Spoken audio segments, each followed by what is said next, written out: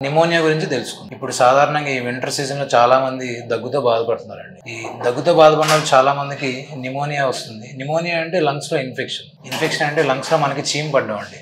ఈ నిమోనియా రావడానికి కారణాలు చాలా ఉంటాయి. Especially viral infections, bacterial infections, fungal infections దేనివల్లన కూడా నిమోనియా రావచ్చు. సో, నిమోనియా వచ్చిన వాళ్ళకి లక్షణాలు ఎలా ఉంటాయండి?